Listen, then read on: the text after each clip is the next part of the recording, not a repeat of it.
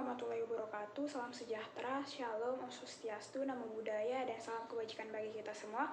Nama saya Ingrid Ores, saya dari Teknologi Rekayasa Internet Sekolah Vokasi Universitas Gadjah Mada.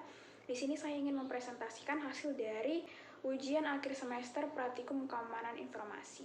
Oke, jadi hal yang pertama kita lakukan adalah login to Security Onion dengan username analis serta password CyberProx.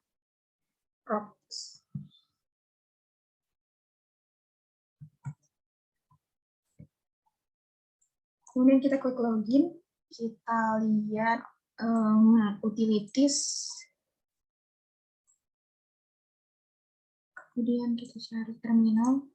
Nah, di sini kita sudah membuka terminal. Kemudian selanjutnya adalah enter the sudo status di dalam komen ini. Kemudian kita enter sudo status.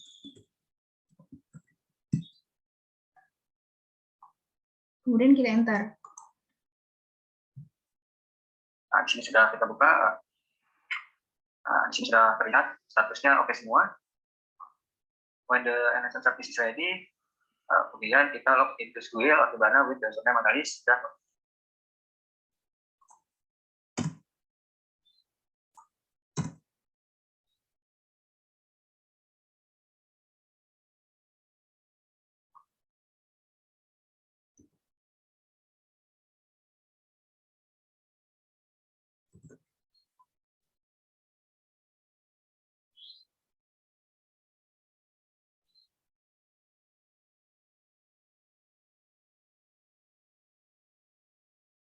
Kita tunggu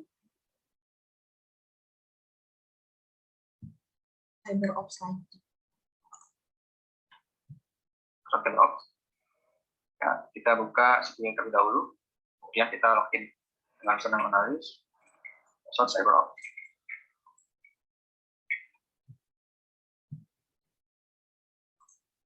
Kita buka Squil.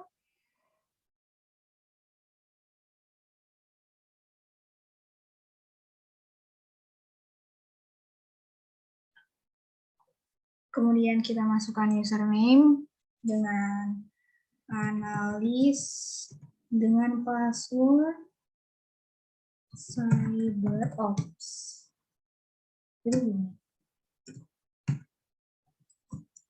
Kemudian kita klik login. Nah, setelah berhasil login, kita masuk ke dalam step 2. Kemudian kita start Squil. Nah, di sini kita sudah masuk ke dalam Squil dan dapat kita lihat isi dari Squil. Kemudian kita masuk ke dalam step 2, yaitu identify time frame of the past Trojan attack, including the date on Aspronet time. Yang pertama ini, identify time frame dengan membuka query, kemudian buka event table. Kemudian ini kita ganti menjadi where event, kita hapus dulu, signature site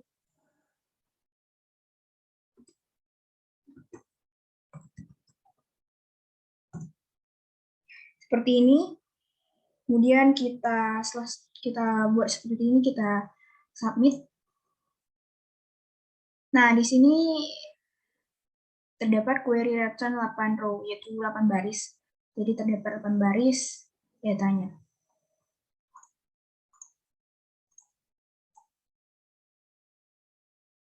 Kemudian kita masuk ke dalam B, yaitu list the alerts nodes during the time frame associated with the Trojan. Kita dapat melihatnya dari real time event. Kemudian kita dapat melihatnya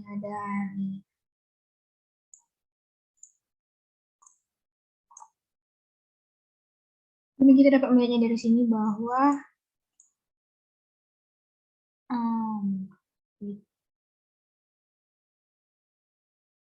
yang 19. Dari sini sampai di bawah ini, itu merupakan alert nodes-nya. Kemudian list the internal IP address dan external IP address. Nah, di sini kita dapat melihat bahwa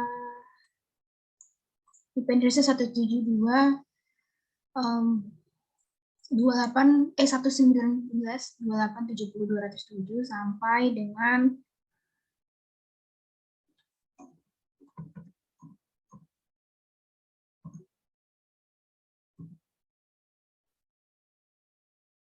sampai dengan 208.83.223.34. Kemudian setelah itu kita masuk ke dalam part 2, yaitu learn about the exploit.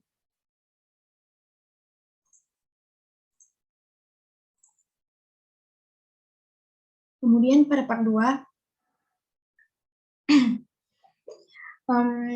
infect host, yaitu yang ada di pertama.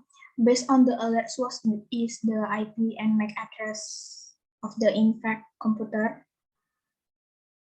Hint-nya itu ada di network miner. Jadi kita ingin melihat apa IP address dan MAC address yang terinfeksi yang dari komputer. Jadi kita melihat salah satu sebagai contoh adalah di sini saya klik kanan. Terus saya cari event story. Event history. Bukan. Di network miner sesuai dengan ini kita buka.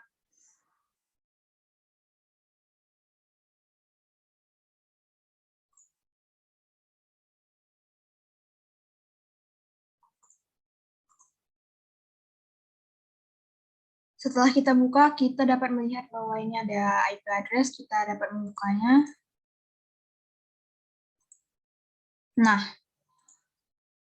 jadi ini merupakan IP address dan MAC address yang tadi ingin kita cari. MAC address adalah 00070D653BC1, kemudian IP-nya 119.2870.207. Gitu juga ini dengan Windows-nya.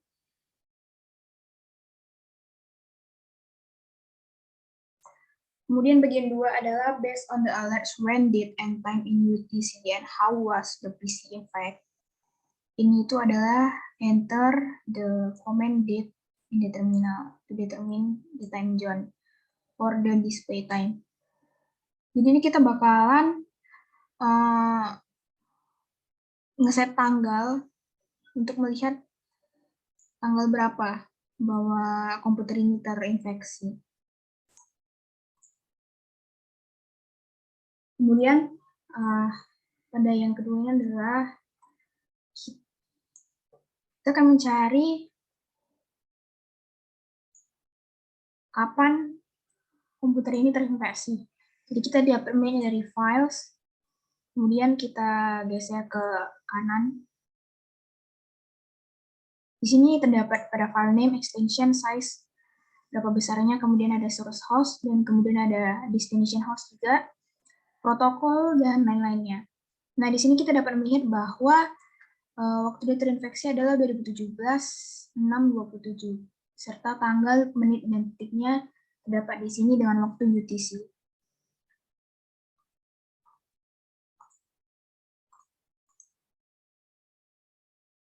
Nah, kemudian yang ketiga, kita akan mencari based on the alert associated with HTTP GET request what the file were downloaded. List the malicious domains observed and the file download. Jadi di sini kita akan mencari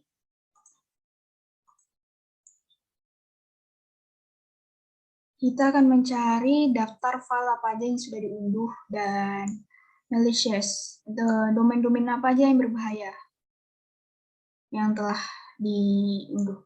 Jadi kita bisa keluar dari network miner, kemudian kita bisa masuk lagi, klik kanan di alert ID yang 5410 juga.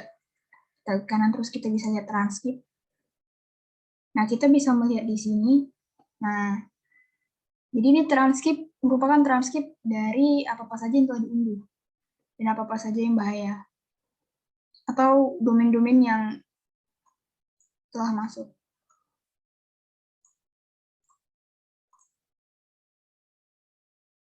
Kemudian kita cari yang lain lagi sebagai bahan referensi yang lain. Di sini kita ada di alert ID 5422.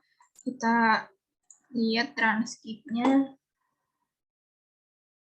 Nah, jadi ini ada di WPX HTTP 11.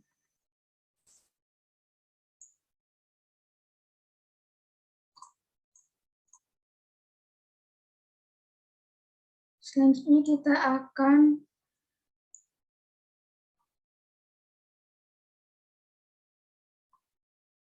melihat has use any available tools in the security environment. Kita akan melihat hash dari file yang telah kita download tadi dengan cara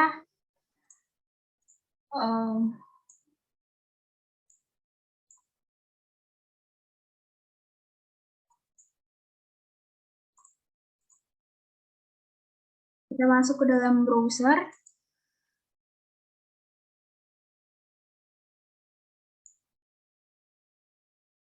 Lalu kita masuk ke dalam virus total.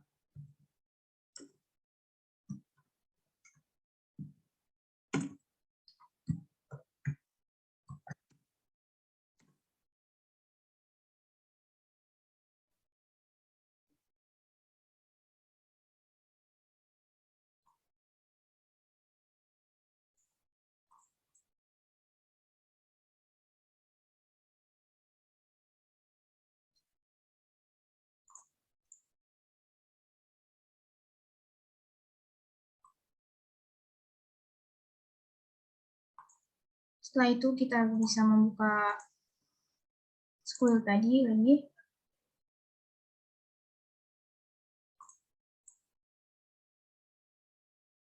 Kemudian kita kembali lagi tadi ke dalam Squirrel, kemudian kita pilih random.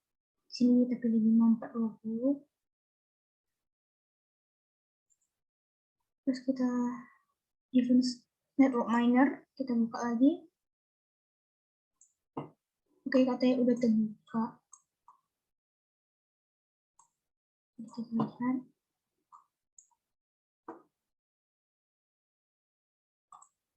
Nah, sudah terbuka ini. Jadi kita buka filesnya. Kemudian ini kita calculate yang throw. Ini kita calculate untuk melihat hashnya. Nah, setelah dikalkulate terdapat seperti ini. Setelah itu kita dapat melihat SH256 ini. Kita dapat klik. Kemudian kita copy semua.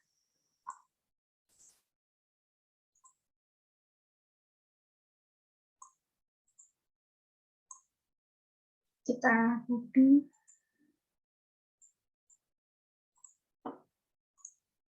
Setelah kita copy, kita masuk ke dalam Kibana tadi.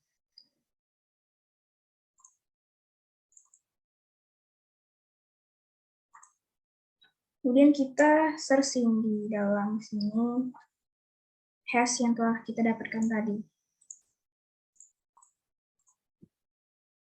Kemudian kita searching di dalam virus total tadi yang telah kita buka, kita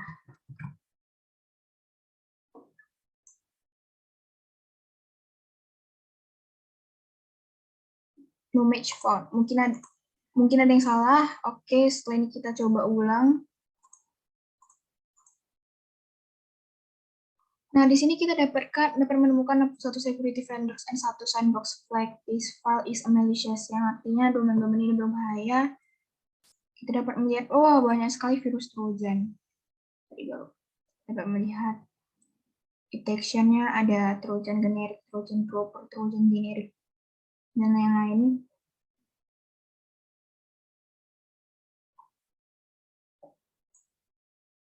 Jika kita melihat detailsnya, ini merupakan detailsnya.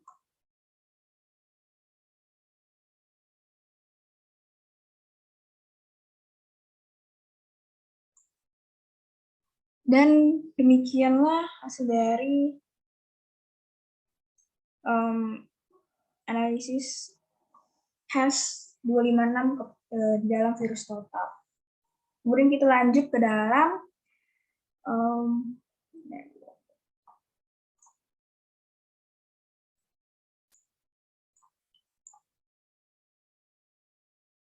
examine other alerts associated with the infect host during the time frame and record your findings.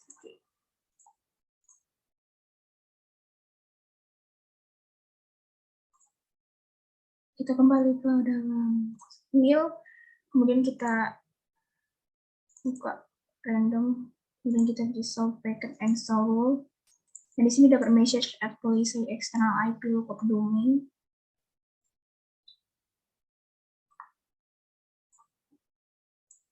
Oke. Kemudian yang terakhir adalah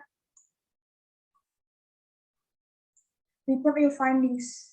Summarize your findings based on the information you have gathered from the participants. Intinya adalah kita membuat resume dari apa yang telah kita dapat dari praktikum kali ini. Jadi, resume yang akan dilakukan ini merupakan bentuk praktikum yang nantinya akan dikumpul melalui Alog juga, yang akan saya kumpul melalui Alog. Demikianlah penjelasan singkat saya. Sekian dan terima kasih.